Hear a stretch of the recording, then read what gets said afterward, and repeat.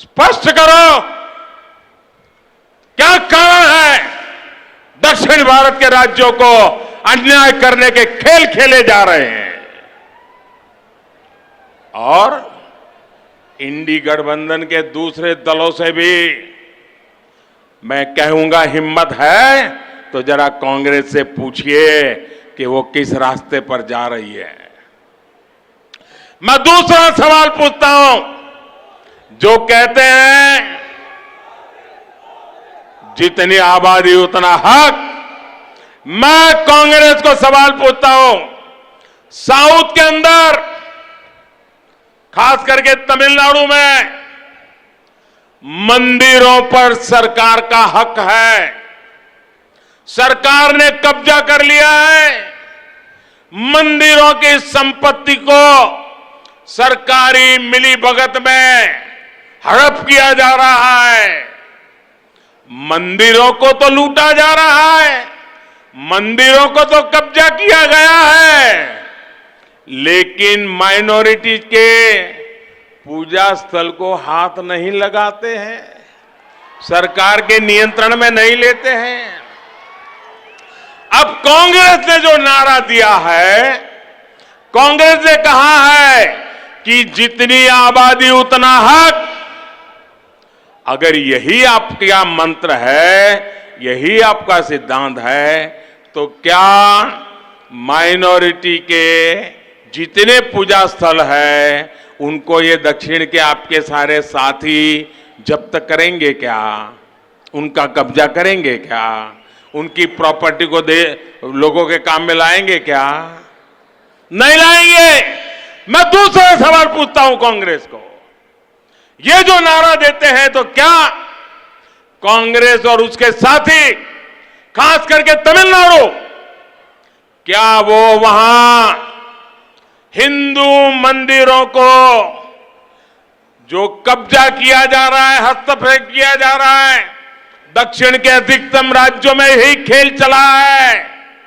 जब आप कहते हैं जितनी आबादी उतना हक, तो क्या ये हक हिंदुओं को आप वापस देंगे क्या? जवाब दीजिए। ये झूठी बातें मत करिए। लोगों को भ्रमित करने का खेल खेलना बंद कर दीजिए। कांग्रेस को, इंडी अलायंस को इस बारे में भी अपना स्टैंड साफ करना चाहिए। कांग्रेस के साथी जो तमिलनाडु में राज करते हैं, जो केरल में राज करते हैं, जो तेलंगाना में राज करते हैं, जो कर्नाटका में राज करते हैं, ये सारे साथियों को कांग्रेस से बात जवाब देना पड़ेगा। साथियों, आज देश में सबसे बड़ी जरूरतमंद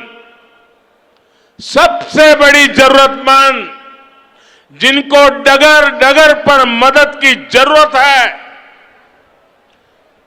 वो कौन है? हमारे देश के गरीब परिवार है।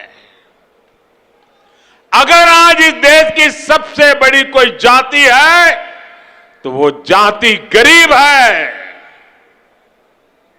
और इन गरीबों की सबसे बड़ी जाति, उनकी सेवा, उनका कल्याण, उनकी प्रगति, यही सच्चा सामाजिक न्याय है।